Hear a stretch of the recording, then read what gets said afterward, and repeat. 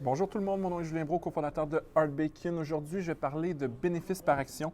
Premièrement, on va commencer par cliquer sur une compagnie. On va, pour faire changement, cliquer sur Canadien National, donc Canadian National Railway.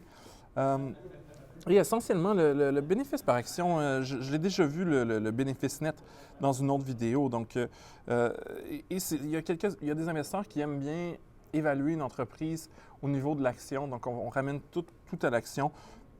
Pour commencer, on a une section là, dans l'application, dans la section avancée pour les données, qui est justement, on a appelé ça par action, parce que c'est quelque chose qu'on nous avait demandé, honnêtement.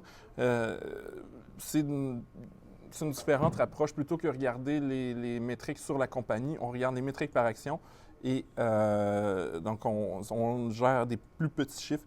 Donc, bénéfice par action, je vais cliquer sur le terme. Pendant une seconde, ça apparaît une définition. C'est une caractéristique de l'application Hardbacon. Quand vous ne comprenez pas quelque chose, vous faites juste garder votre doigt dessus. Et la définition, c'est il s'agit du profit qu'une entreprise a réalisé au courant de la dernière année fiscale divisé par le nombre d'actions de l'entreprise. Donc, pour ceux qui ont écouté mes vidéos sur justement le flottant puis le nombre d'actions en circulation, donc c'est divisé par le nombre d'actions en circulation. Ce ratio permet d'identifier combien de profit peut être attribué à chaque action d'une entreprise.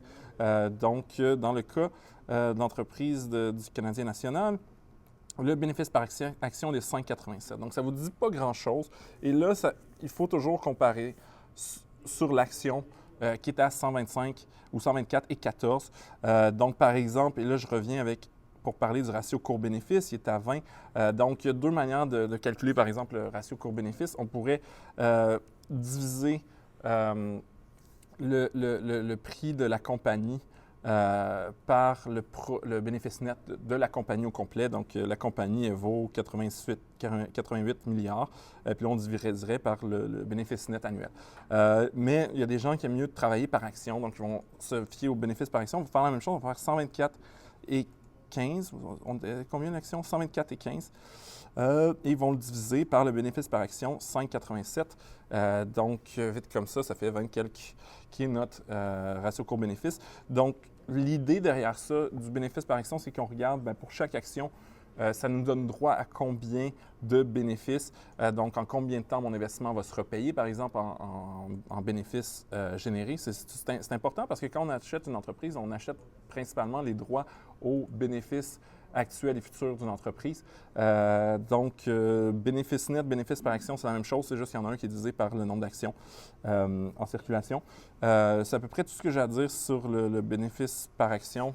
C'est pas très différent du bénéfice net. Sur ce, je vous invite à télécharger Hardbacon sur Google Play si vous avez Android, sur le App Store si vous avez un iPhone. C'est une application mobile qui se connecte à tous vos comptes d'investissement, analyse votre portefeuille et vous aide à prendre de meilleures décisions d'investissement.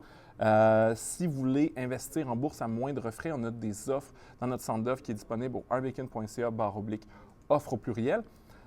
Et présentement, on a une offre avec Banque nationale courtage direct qui donne droit à 20 transactions gratuites, un congé de frais de gestion d'1 an et un abonnement de 3 mois à l'application mobile de Hardbacon.